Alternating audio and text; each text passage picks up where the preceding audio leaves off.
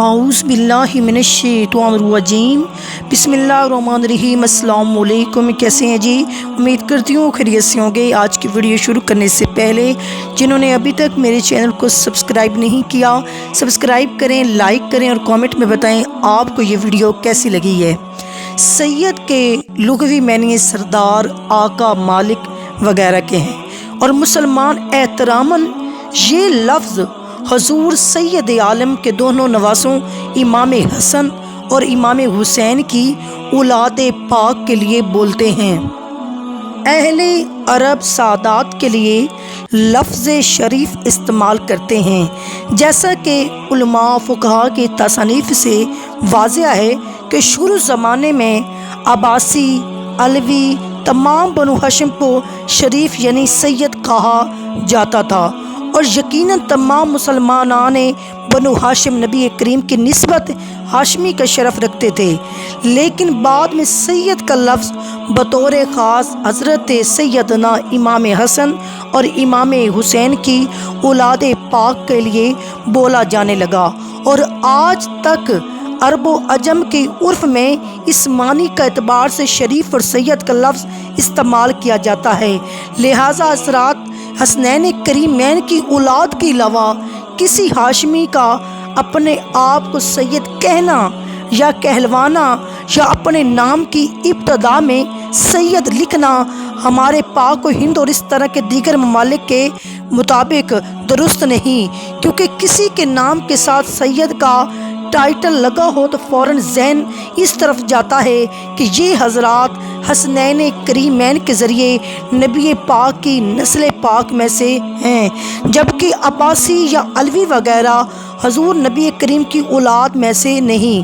सैयद दरअसल हज़रत मोहम्मद मुस्तफ़ा अहमद मुज्तबा की प्यारी बेटी सैयदुल निसा हज़रत फ़ातिमा ज़हरा शहज़ादी कौनैन की औलाद से हैं, जिनके बारे में रसूल कायनात ने फरमाया, खुदा बुजुर्ग बरतर ने इरादा कर रखा है, रोज़े मैशर हर नस्ल और नस्ब ख़त्म हो जाएगा सिवाय मेरी नस्ल और नस्ब के, जो हमेशा कायम रहेगा।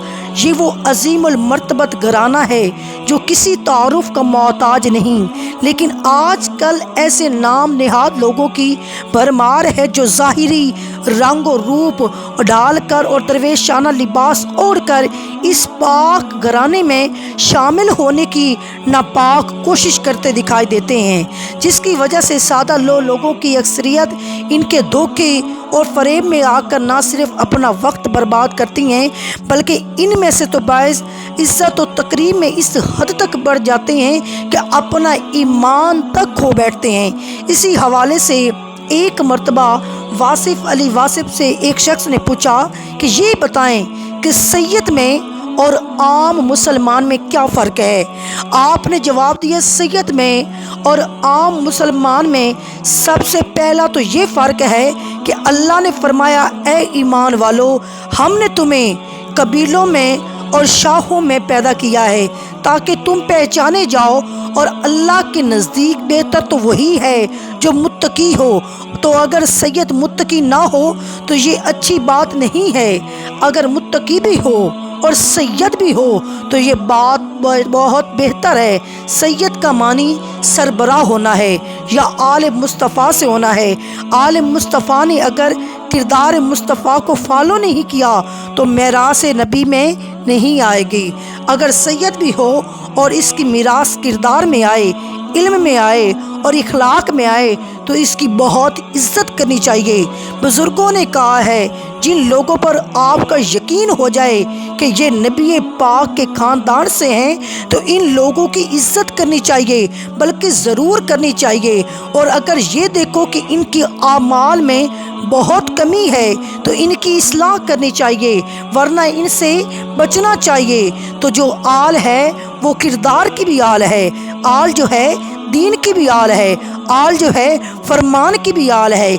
इस बात का ज़रा ख्याल रहे कि आम मुसलमान और सैयद को देखें तो इनमें फ़र्क ऐसे नहीं है, क्योंकि वो भी मुसलमान हैं और वह भी मुसलमान हैं। इन दोनों में फ़र्क यूँ नहीं है और ना फ़र्क आगे जाके यूँ निकलना है। तो ये बात तो सब जानते हैं, जब जिन्स भी अच्छी हो, کردار بھی اچھا ہو تو لازمی بات ہے کہ نتیجہ بہت اچھا ہوگا اور نتیجہ بہت زبردست ہوگا۔ اور جب دین کا کوئی بھی حکم سے اس سے کسی قسم کا استثناء نہیں ہے، اور جب دین دینے والے نے یہ کہا ہے کہ کبھی یہ نہ سمجھ لینا کہ تم ہماری اولاد ہو، ہماری بیٹیاں ہو، ہمارے بیٹے ہو، یہ فرض اللہ کی طرف سے ہے، ہم خود جھکے ہوئے ہیں اس کی راہ میں۔